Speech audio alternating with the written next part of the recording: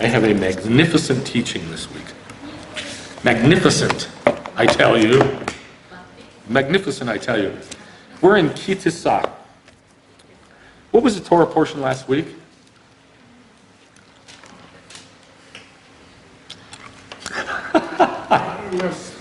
Yeah, good. Way to go. Way to go. Oh, well, good. All right. So, a couple weeks ago was Terumah. And we studied the lifted up offering. Terumah comes from Ram, right? Comes from Ram, which means to lift up or to raise up. Well, now we are in Tissa, which is a repetition of all the pictures that built the tabernacle. We're going to go into more detail, not of the pictures themselves, but where they came from. Last week was Tissa. Yeah, Tissa. So, this Torah portion, Tissa, is almost a passage for passage, word for word repetition of all the parts of the terumah that they offered to terumah, what was in the terumah, the shopping list of how many things were in the terumah, how many materials and stuff. No, 13. How many pictures were created? 39. Right. 13 times 3. All right. So let's go to Exodus chapter 30.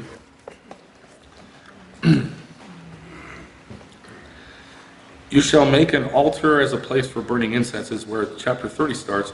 But the but the Torah portion starts at the atonement money in verse 12. Ki tissa, now this is really hard to translate. The name of the Torah portion and the first words in the Torah portion are not easy to translate. So I'm going to walk you through that. So I've written it out for you. The Lord also spoke to Moshe, saying, when you raise up the heads, ki tissa rosh, when you raise up the heads of the sons of Israel to visit them. Now, there's all different words in there. When you count them, to number them, that sort of thing. But literally it says, when you raise up the heads to visit them, or appoint them, then man shall give, and it says man, Aish, then man shall give an atonement for his soul to the Lord, for visiting them, so that there will be no plague among them when visiting them. Now that reads very different from most Bibles, but that's the Hebrew. That's really close to the literal Hebrew. This is what everyone who passes over shall give. Half a shekel according to the shekel of the sanctuary. The shekel is 20 gerah. Half a shekel as a terumah to the Lord. That's once. Everyone who passes over from 20 years old and over shall give the terumah. That's twice. The rich shall not give more, the poor shall not give less than the half shekel. When you give the terumah, that's 3 times. And remember, there were 3 terumah given to God. We're going to go over that again. And it's why it's listed here 3 times. Terumah 3 times. To make atonement for your soul, you shall take the atonement money from the sons of Israel and shall give it to the service of the tent of meeting, that it may be a memorial for the sons of Israel before the Lord to make atonement for yourselves. And I keep saying that word over and over and over. What word is repeated more than any other in that passage? Nope. That's 3 times. There's one that's 4. Right, atonement. It says that word 4 times in that passage. So the purpose of the half shekel, it's a coin of silver, is for atonement. Now, another word that's a synonym for atonement is redemption, to buy back. So when I say atonement, I may say redemption. If I say redemption, I may say atonement. They're interchangeable. Same idea. All right, ki tissa. The actual words of the first words, ki tissa et rosh b'nei Yisrael. So let's walk through these words. Ki, when, tissa, you lift up. Now this word tissa comes from nisa, like Ram v'nisa, high and lifted up. We sing nisa. A banner is a nisi, something that's lifted up. And it's the same root, natzal. It's a primitive root, means to lift, to accept. In other words, you lift up something to somebody and they accept it. To advance, up, to arise, to bear up, to bring forth, to burn. In other words, the smoke goes up. It goes up. To carry away, to cast, to contain, to exalt oneself, to extol somebody else, to give, to... Actually, give is not good. It shouldn't be there. It should be give up, give high. To hold up, somebody who's honorable, lift it up. To lift oneself up. Lofty, magnified, part. Now, these are all synonyms for romamu. What does romamu mean? Ram. Lift up, magnify, exalt, yes? Yeah. Romamu. We sang that. So the word ram, romamu, they're the same root, and it means to lift up. That's why terumah, what does terumah mean? A lifted up offering. A lifted up offering.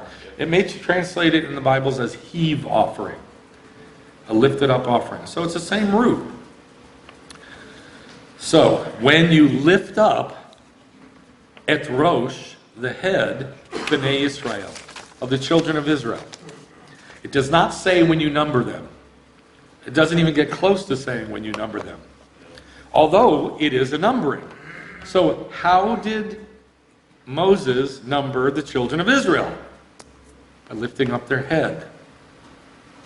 When they are visited, they give that half shekel, and what happens to them? They're redeemed. They are given atonement. So the head is lifted up. The head is lifted up. They look up. They offer to God half shekel, and they're redeemed. So this is the basic picture involved in what they did. And you have to be able to see it. Now, how many terumot were there? 3. Right, there's 3 terumot.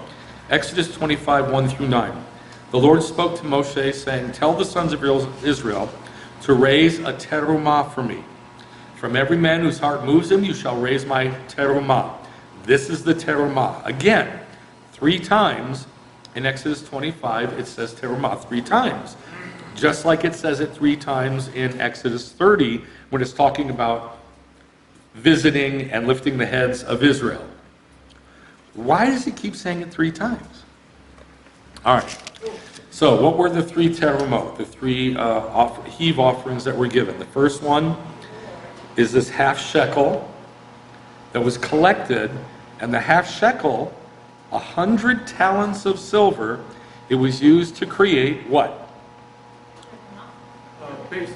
The bases. Remember those big cinder block looking 96.3 pound silver bases that held the trees in place, the boards in place of the tabernacle.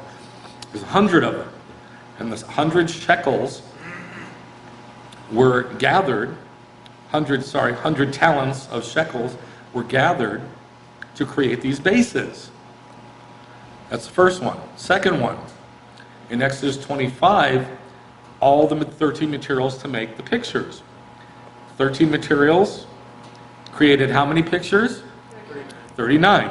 So that's the second terumah. The gold and the silver and the goat's hair and the fine linen and the purple and the scarlet and the takash skins and the oil and the spices and all those materials, all those pictures were the second terumah. The third terumah is in the book of Numbers, chapter 1, verse 1. And this is after they've set up the Mishkan.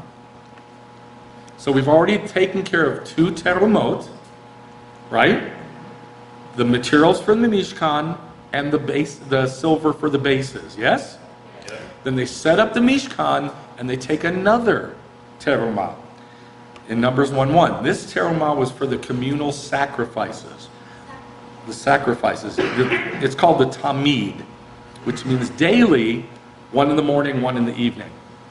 Lots and lots and lots of animals. So that's what that money was for.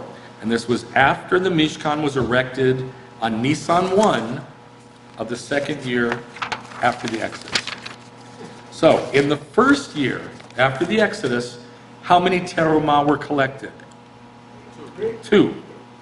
In the second year after the Exodus, there's another one. Got it? So there's 3 terumah. All right, so let's talk about the meaning of terumah again. I taught this, this is basically the same slide from 2 weeks ago when we did terumah. Remember, it comes from rum or ram or romam, all the same word, which means to lift up, to lift oneself up, to rise, to exalt, to become high, high and lifted up, high, lofty, proud, exalted, something lifted up. That's why it's called a terumah. And remember, it was lifted up, and then when they would step forward, they would also lift it up. So they'd be standing in a standing position, straight up, and then stepping forward and lifting it up. That's why it's called a terumah, because it's always, always lifted up. All right, how many terumah were there? Okay, 3. The first one was given when? Do you know? When? I said when, not what. When?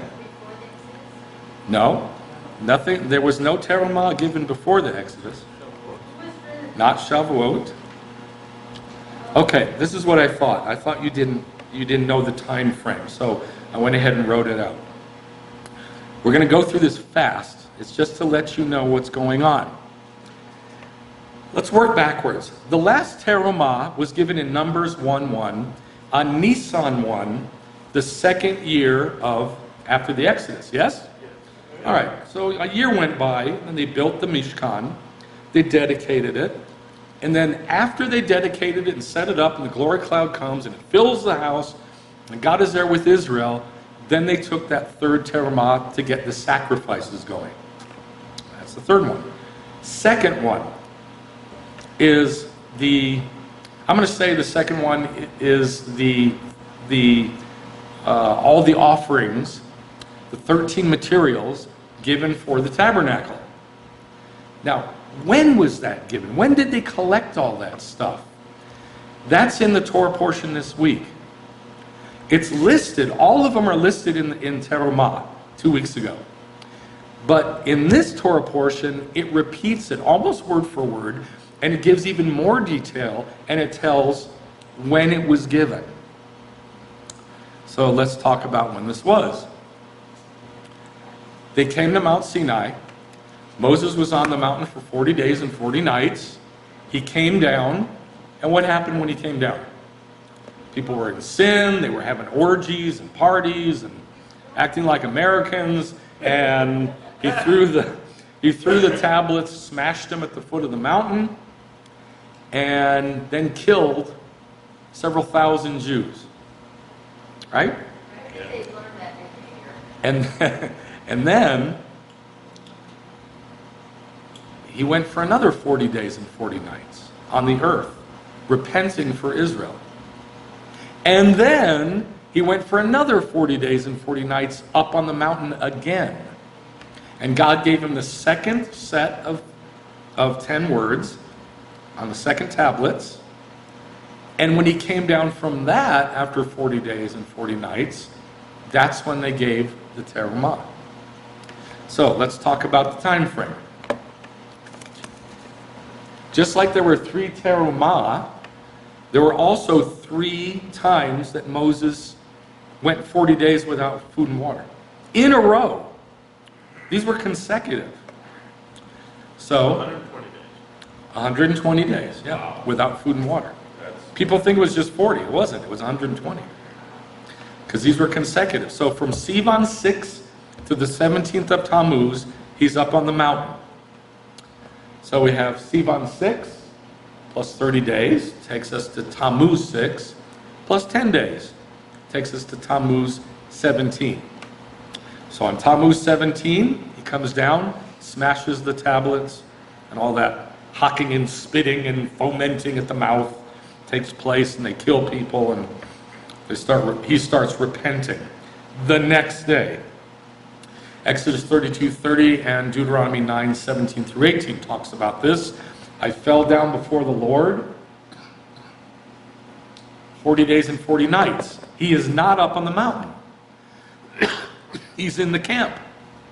And it says he's in the camp at the tent. So how can he be at the tent if he's up on the mountain? He's down in the camp.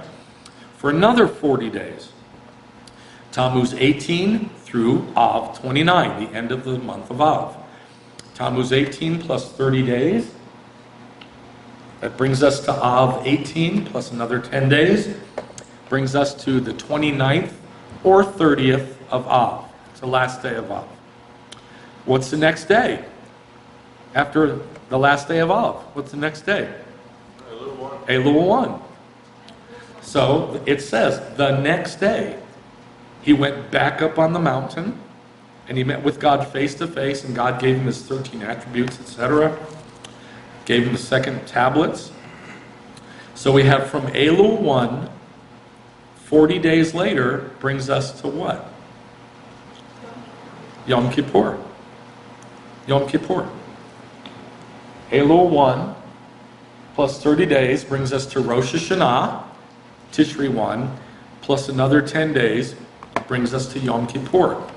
He ended his 120 days of fasting on Yom Kippur, the time we fast. That's when he ended his fast. 120 days of it. No food, no water. So it's saying he fell down before the Lord means he fasted? No, he fell down before the Lord to pray. It was on his face. Okay. But does it actually say he fasted there? Yes, I just didn't read it. Okay. It says he went, I neither ate bread nor drank water. Okay. Yeah. Okay, Oh, yeah. so we have from Shavuot to Yom Kippur, all these events taking place, and then comes the Terumah. Then comes the Terumah. Now the first Terumah that comes is not all the 13 materials for the tabernacle. Within those 13 materials is another terumah. It's the silver. The 100 talents of silver for the bases. Because that was one of the pictures. So really, both terumot are together. But the rabbis put the terumah of the atonement money before the other materials. Why? Because they had to make atonement. The other 13 materials weren't for atonement, or other 12 materials weren't for atonement. Right. Were they? No. Just that money was. So the atonement comes first. When did it come? First. What date? Yom Kippur, or the day after Yom Kippur, we'll say. How about that? How about the day after Yom Kippur? Okay? So you got 120 days from Shavuot to Yom Kippur, and then atonement. Are you with me so far? Yes. Okay. There's 3 time periods of fasting for 40 days. How many terumot were there? 3. And then comes atonement. That's the whole point of this thing. That there's got to be 3 collections or 3 something, and then comes atonement. But here's my question. Who's the atonement for? Now here's where it gets tricky. Who built the tabernacle? Who built the Mishkan, the tabernacle?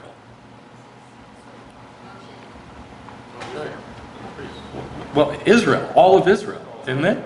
All of the nation of Israel, didn't they? Where'd they get the stuff from? Egypt. So where did that atonement money come from? Egypt. All right. So what's happening here is this, that the tabernacle, the Mishkan, more than any other thing in the Bible, is a picture of God and of heaven for everybody.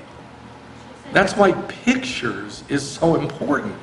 If it was all about law, if Judaism was about laws, it would just apply to the Jews, and the Gentiles, who cares? They're left out, and they got Christianity anyway, so who cares? But that's not the way God set it up. God set it up so that everybody would be atoned for among Israel, among the Jews. Does that make sense? Yep. Okay, that's what we're going to look at. All right, so again, the 3 terumot.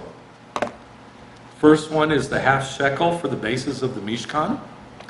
Second one is all the 13 materials to make the pictures of heaven.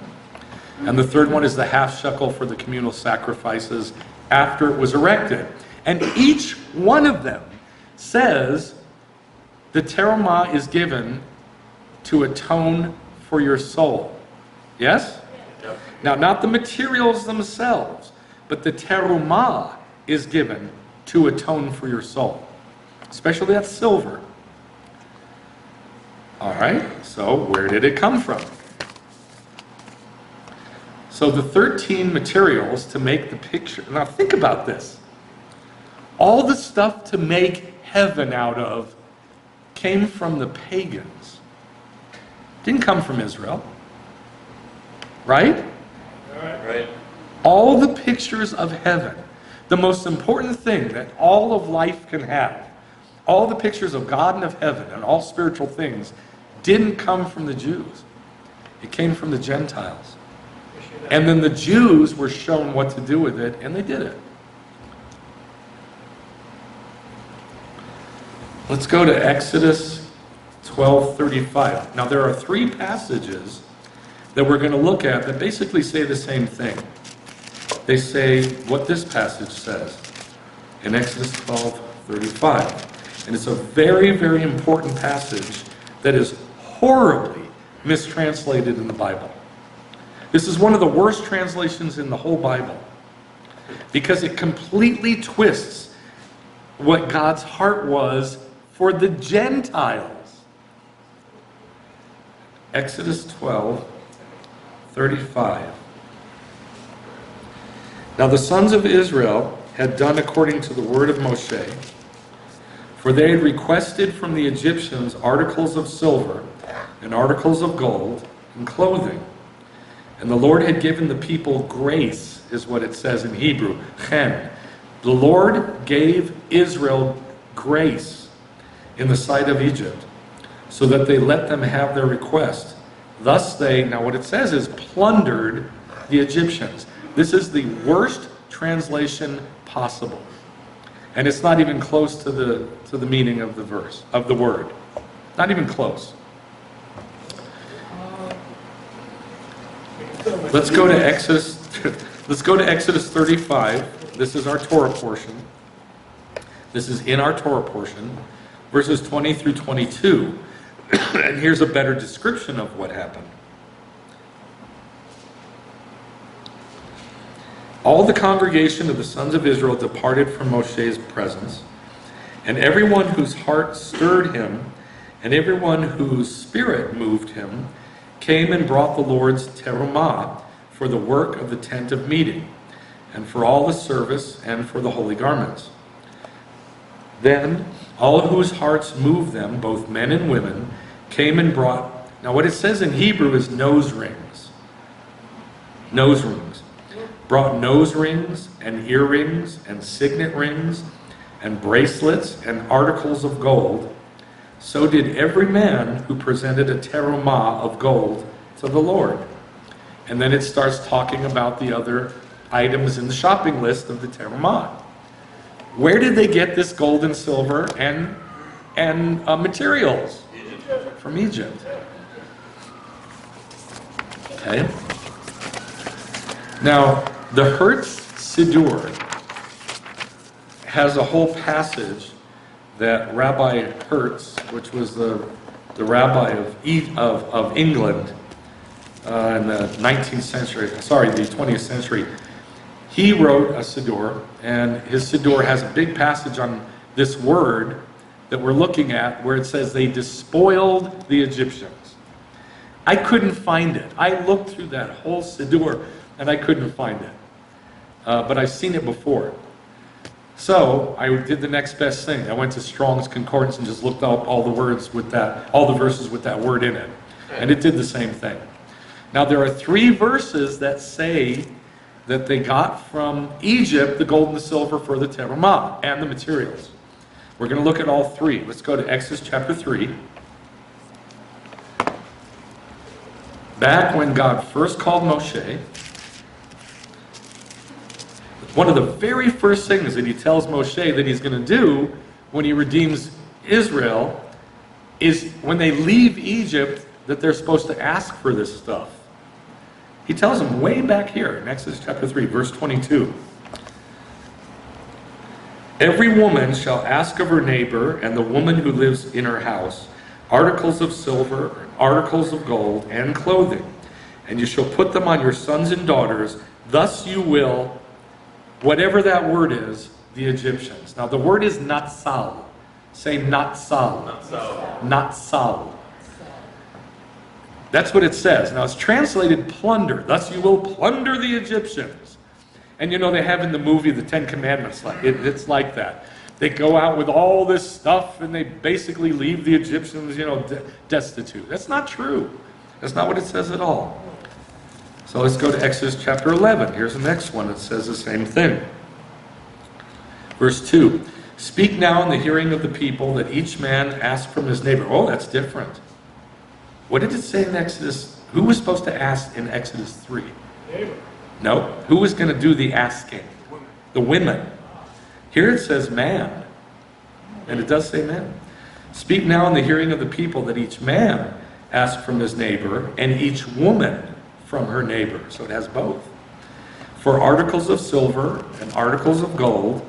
And the Lord gave the people grace in the sight of Egypt. Now here it does not use the word natzal. It doesn't say, and thus you shall natzal Egypt. But it does again in Exodus 12:35 that we just read. Exodus 12:35. Now the sons of Israel had done according to the word of Moshe, for they had requested from the Egyptians articles of silver and articles of gold and clothing. And the Lord had given the people grace in the sight of Egypt, so that they let them have their request. Thus they natzal, whatever that is, the Egyptians. All right, so what does this mean? So I looked up all the words. What am I saying? I didn't look up all the words. There's 238 of them.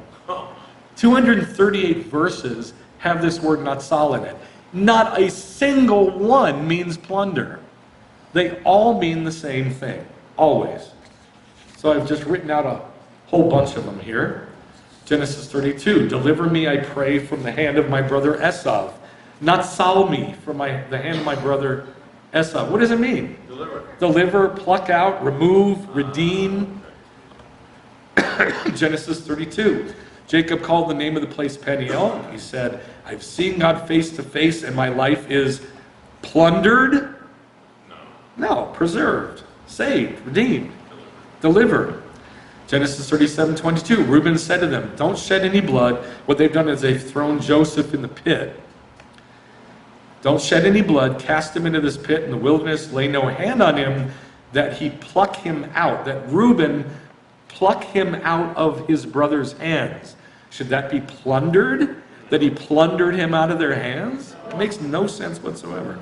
To deliver him, in case you didn't get it. Exodus 3, I'm come down to deliver them out of the hand of the Egyptians. Exodus 6, I am the Lord. I will bring you out from the burden of Egypt. I will deliver you, plunder you from their bondage with an outstretched arm. It just makes no sense whatsoever. So why did they translate it plunder? It just makes no sense. Here's why. Because the Egyptians are the bad guys. And in the passage, not only does it exalt the Egyptians, but it shows them full of grace. And we can't have that. Now remember, these are Gentiles translating the Bible, not Jews. The Jews usually don't translate it as plundered. Exodus 18, the name of the other, these are the children of Moshe, the name of the other was Eleazar, for the God of my father was my help, and plundered me from the sword of Pharaoh, delivered me from Pharaoh. Exodus 18, Yitro said, blessed be the Lord who has delivered you, natzaled you out of the hand of Egypt, who has natzaled the people from under the hand of Egypt. Deuteronomy 23, you shall not deliver to his master the servant that is natzaled from his master, who has escaped from his master to you. So what did Israel do to Egypt by asking from all this stuff? They delivered them. They delivered what else? What else? Give me some other synonyms. Redeemed, Rescued. rescued, preserved, plucked out, saved. Yes. All of those. That's what they did for Egypt by asking them to provide every picture of heaven. In other words, Did them a favor. well, it's more than did them a favor. They redeemed them by inviting them into the commonwealth of Israel Yeah, that's. and to build the pictures of heaven on earth. Ask of your neighbor, right. It calls them neighbor, that's right. Okay, by the way, do you know what the word neighbor is in Hebrew? Re'ah, friend. It means friend. All right, Exodus, Deuteronomy, 1 Samuel 7:3. Samuel spoke to Israel, saying, if you return to the Lord with all your hearts and serve him only, he will deliver you out of the hand of the Philistines. Isaiah 50. Why, when I came, was there no man? Why, when I called, was there nobody to answer? Is my hand too short that it cannot redeem? Do I have no power to natzal, to deliver?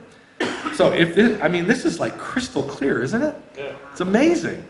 Jeremiah 12, thus says the Lord against all my evil neighbors. Look at that. All my evil, what? Neighbors. Friends. Yeah. Just because they're neighbors doesn't mean they're not evil. That's true. God invites evil people into the camp of Israel. And remember, it said that the Egyptians gave Israel grace. It rains on the just and on the Yes, it rains on the just and the unjust. Thus says the Lord against all my evil friends that touch the inheritance which I have caused my people Israel to inherit. Behold, I will pluck them out. I will not natzal them. Now this is talking about getting those evil people and pulling them out of there and pluck out the house of Israel and the house of Judah from among the Gentiles.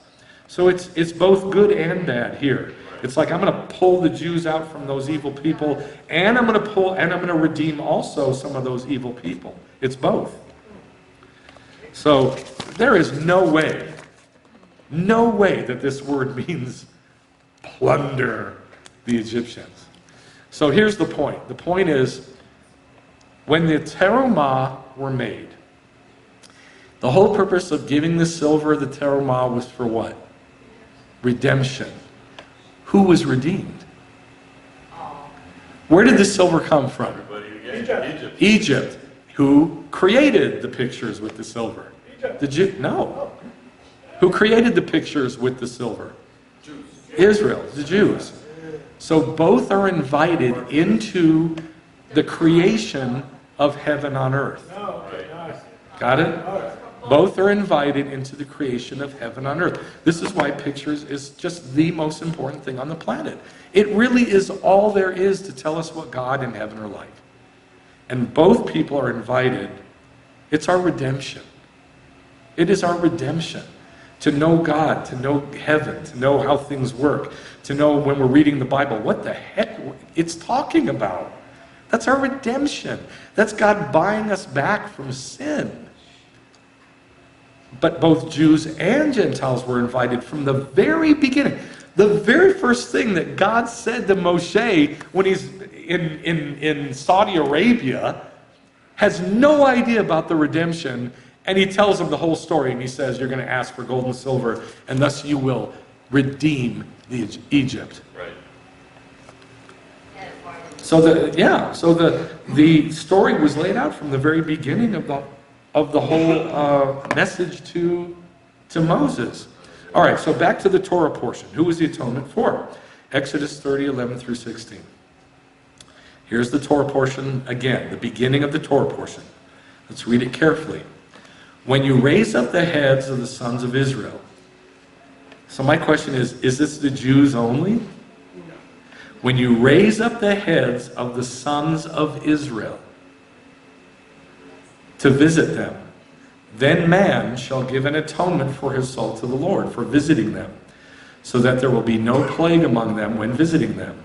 This is what everyone, Jews only,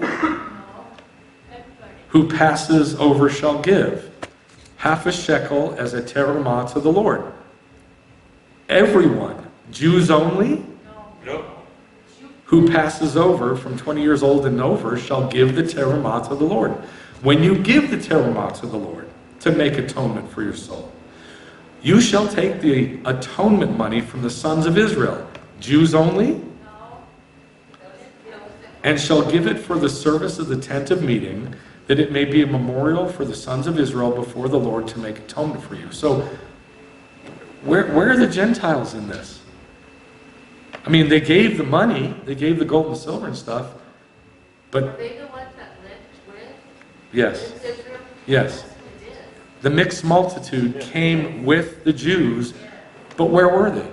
Like, if you looked from heaven and you looked down on the camp of Israel, when they're at Mount Sinai, where are the Gentiles that came out with the Jews?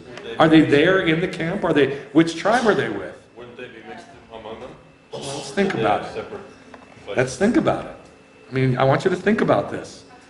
Because the whole plan that God designed from the beginning included that money and those people who came out with Israel. And they were included in the redemption, in the atonement. All right, so let's talk about the mixed multitude. Exodus 12:37. Just go back a page. 12:37. Now the sons of Israel journeyed from Ramses to Sukkot, about 600,000 men on foot aside from children, and a Erev Rav, a mixed multitude, also went up with them, along with flocks and herds, a very large number of livestock. Do you know what this word Erev is? It means swarms. It's the same. It's one of the 10 plagues, right? The swarms. That's the word Erev. Same word. So it's just like swarms of Gentiles, like unclean creatures, but they're with Israel, and they're coming with Israel because they made a choice to go with Israel. Isn't that awesome? So from the very beginning of the story, God's plan was not just to create Israel and leave everybody else out. It was to create Israel, a commonwealth of Israel, that everybody is invited into to help build heaven on earth. Yeah, to me this is amazing. Also went up with them, along with flocks and herds, a very large number of livestock. Now in Exodus 12:38 it says, this is from Exodus Rabbah. That means the big Exodus stories. Anyone who loves my son should come and rejoice with my son. I mean, that right there is enough. Anybody who wants to rejoice, anybody who loves my son Israel, any Gentile who loves my son the Jews, should come and rejoice with my son the Jews. That's the invitation to the Gentiles to come to Israel. They are singular. He's my son. Ephraim, my son. The proper ones of Egypt came and made a Pesach sacrifice with the Jews and went out in the Exodus with them. As it is stated, Exodus 12:38, and also a mixed multitude went out with them. Why did they go? They wanted to be with the Jews. They wanted to go rejoice with the Jews. And they wanted to get, I assume, they wanted to get to know God. Right. It's like the Gentiles grabbing the tzitzi of a Jew and say, let us go with you, for we know God is with you. Exactly.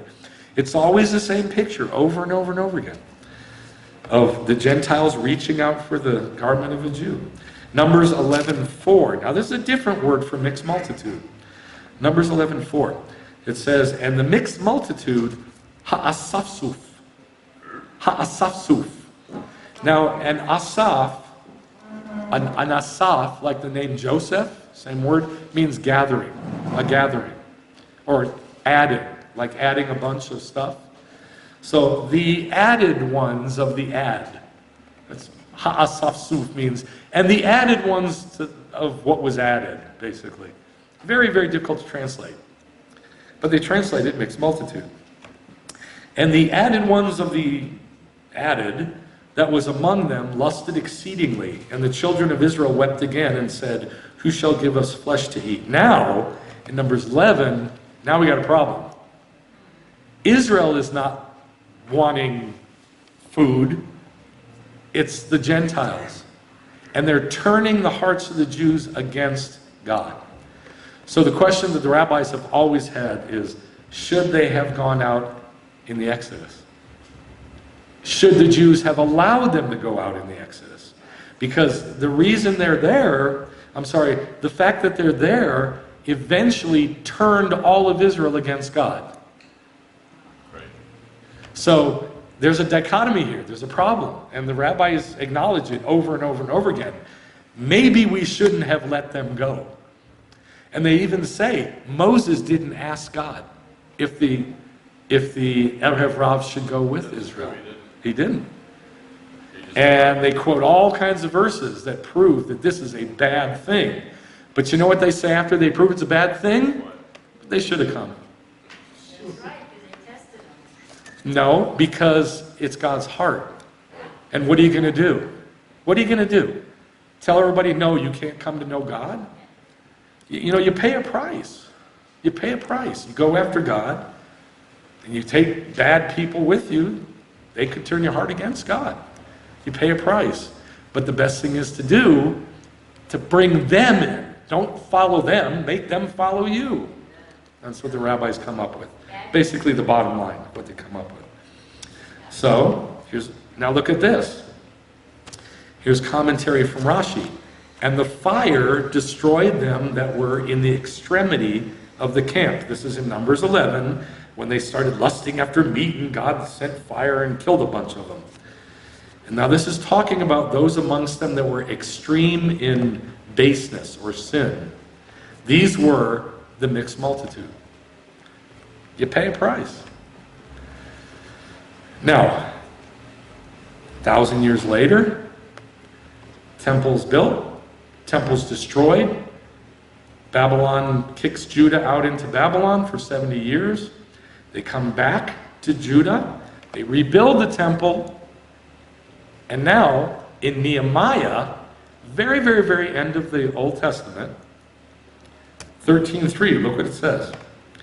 Now it came to pass when they had heard the Torah, they've gathered all of Israel, they've spoken the Torah out loud at Sukkot. It says when they heard the Torah, they separated from Israel all the mixed multitude. Kol Erev. All the Erev, all the mixed multitude. Why would they do that? Why would they do that? Why would they separate from Israel all the mixed multitude? So we're back to the original question. When they came out of Egypt, and you look down from heaven, and you look down in the camp of Israel, where are the mixed multitude? Are they amongst Israel? Are they like in their own camp, in their own area? Are they out by the Tabernacle that's off away from the camp itself? Where are they? Are they just kind of sprinkled in amongst them? Do they like pick a tribe? What do they do? Where do they go? They're neighbors, they're friends. It says it. Okay, I got an answer for you. Got an answer. All right, in Numbers 5, it gives us the answer. Then the Lord spoke to Moshe, saying, set up for the sons of Israel to send away from the camp every leper, everyone having a discharge, everyone who is unclean because of a dead person. You shall send away both male and female. You shall send them outside the camp, so that they will not defile the camp. Please don't picture that stupid scene in Ben-Hur when they're crouching down behind the rocks because they have leprosy and their faces falling off. Oh my God, we are lepers. We're out. That's not what leprosy is. Outside the camp is a camp for people to worship God, for people to live Jewish lives. It's just not in the camp because they'll defile the camp. So they live outside the camp, but they're living Jewish lives. The unclean, those who have a seminal emission, women on their period or after their period, Gentiles, people of questionable genealogy, all kinds of different people are sent outside the camp to live a Jewish life. Are they in the Commonwealth of Israel? Absolutely. But what has happened is Christianity has brought a sword and separated everybody who's not perfect out of the camp, like to be separate, like to be beggars and what do they call the untouchables in India. Not like that at all. Them and us. Not like that, yeah, them and us. It is not like that at all in Israel. It's just where you go if you're in that state, that's all. So the women would kind of go back and forth? Yes, the women and men. Whether they were... And if you're unclean from touching a dead part or part of a body or anything like that, same thing. And then you come back. All right, so here's some definition and description of how this worked. This is from Tur Ha'aroch. It's a book by Jacob Ben Asher, who is called the Baal HaTurim. Really amazing Bible commentator. So he takes that verse, they are to expel them from the camp. Numbers 5:1. After the Torah had organized the encampment of the Israelites around the Mishkan, the instructions are now, and when it says now, it means immediately. Right after they set up the camp, immediately was told, well, okay, so what do we do with these guys? Because they have to know. It's an immediate mitzvah. The instructions are now issued to remove people afflicted with varying degrees of ritual impurity from the camp in order to prevent the entire camp from becoming infected with ritual impurity, which would drive away the Shekhinah, the presence of God, which rested above the encampment. Not only the ritually impure, but also the mixed multitude that had joined the Jewish people at the Exodus, were separated from the camp, seeing that the latter did not belong to any of the 12 tribes. So where are they going to go? They're given a place outside the camp to live a Jewish life.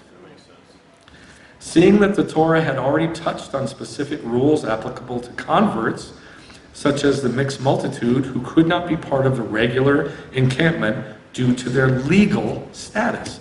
It's a very simple thing. Does that make sense? So my question is, where was the Erev Rav when they came out and you looked down from heaven at the camp? Outside the camp. Are they in the Commonwealth of Israel? Yes. And that's the way it works. The Gentile lives outside the wall, the boundary, but living a Jewish life. And then they're invited in, and invited in, over and over again. But then they go back out. Does that make sense? Okay. I don't think we've ever talked about this before. Where were the Gentiles in the camp of Israel? I don't think we've ever discussed it. Yeah.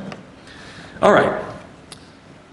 So the whole point of this teaching is atonement. But atonement for who? So now you can see that the Gentiles are invited into the atonement, yes? How were they invited? Silver and gold. They were invited into the atonement by providing all the stuff that would make the pictures of heaven on earth. Okay. There was a first redemption. There will be a second redemption. Now this is the foundational doctrine in Judaism. This is like kindergarten. That there was a redemption with Moses, and there will be a redemption with Messiah. This is kindergarten. This is the basic thing. The basic story. We call it, what do we call it? The second redemption. What do we call it? Oh my God. Some people call it the rapture. What do we call it? What do we call it? No. The kingdom. Thank you. The day of the Lord, the kingdom, the seventh day, the Sabbath. You got lost there for a second, guys. All right, so the first redemption was through Moses. Yes? Yes. Yep. The second redemption will be the kingdom. That's the basic storyline, basic narrative. But what I'm saying is that the atonement of the first redemption was not just to Israel. It was to Jews and Gentiles. And so therefore, it will be for Jews and Gentiles in the kingdom. Now, 1 Peter 1, 17 through 21, this is always quoted at Passover, but it's really not a Passover passage. Not really. If you address as Father the one who impartially judges according to each one's work, then conduct yourselves in fear during the time of your stay on earth, knowing that you were not redeemed. What's another word for redemption? Natzal. Delivered. Natzal, or in English, a synonym? Rescued. No, the money. Oh. The money. Ransom. Atonement. You were not redeemed or atoned with perishable things like silver and gold from your feudal way of life inherited from your forefathers, but with precious blood as of a lamb, unblemished and spotless, the blood of Messiah. He was known before the foundation of the world, but has appeared in these last times for the sake of you who through him are believers in God. So therefore, the atonement money of silver was a picture of the blood of Messiah. How about the gold? Same thing. Because it came from Egypt. How about the clothing that created the pictures of heaven on earth? Same thing. So you can say the silver and gold and clothing of Egypt is what redeemed you before, but all that is a picture of the Messiah, the blood of Messiah, which redeems both Jew and Gentile. Make sense? Okay.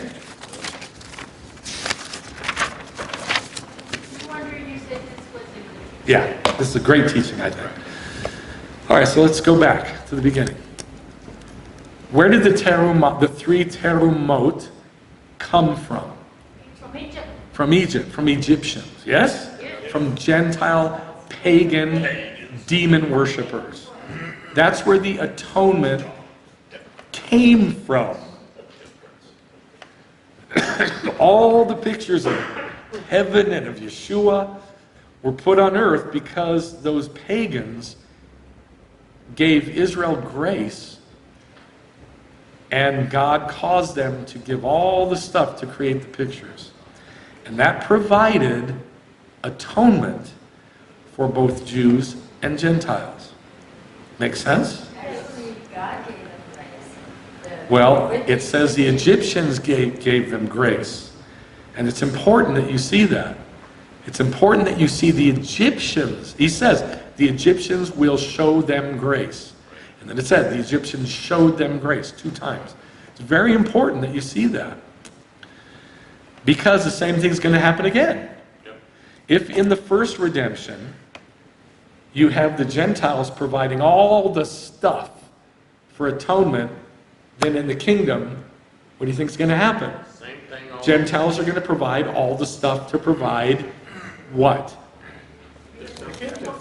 The third temple, the kingdom, the day of the Lord, atonement, the whole thing is not going to be provided by Israel. It's going to be provided by the Gentiles to Israel, just like the terumah were given to Israel. Yeah, that's why they're surrounded by their enemies. Oh, just bring them stuff. Yes, and they are going to bring us the stuff. Okay, so where is that in the Bible? That all the stuff to build the kingdom on earth is going to come from the Gentiles. Do you know? There's one passage that says many, many, many details about this. I had to even chop some out. There's so many details. It's in Isaiah 60. Arise, Gentiles, come to your light. Lift up your eyes round about and see. They all gather together. They come to you. Your sons, talking to Israel, your sons, Israel, will come from afar, and your daughters will be carried in the arms. In the arms of who? The Gentiles. Your heart will thrill and rejoice because the abundance of the sea. Who's the sea in the Bible? Gentiles. Gentiles. The money from the sea, and then it tells you what it means, will be turned to you. The wealth of the Gentiles will come to you. This is how we're going to build the kingdom. Right. From the money from the Gentiles. A multitude of camels will cover you, Israel. Young camels of Midian and Ephah. All those from Sheva will come. They will bring gold and frankincense. Now look at this. They will bring gold and frankincense and bear the good news, the gospel of the praises of the Lord. Isn't that interesting? Yeah. They'll bring gold and frankincense. Just like the Gentile kings, Magi, not 3 of them, dozens and dozens of them, from Babylon came and brought the same thing. They brought gold and frankincense and myrrh, and they brought the good news of the gospel of the Lord. Same thing is going to happen in the kingdom. Only it's going to be millions of people. All the flocks of Kedar will be gathered together to you. The rams of Neviot will minister to you. How are rams and flocks going to minister to us? They will willingly become sacrifices. That's what it says. The rams of Neviot will minister to you. They will go willingly up unto my altar, and I will glorify my glorious house. How did they get the tamid, the daily sacrifices? From the third terumah. In Numbers chapter 1, verse 1, remember? They gathered that third terumah. It was silver. Where did they get the silver? The neighbor? From Egypt. From Egypt.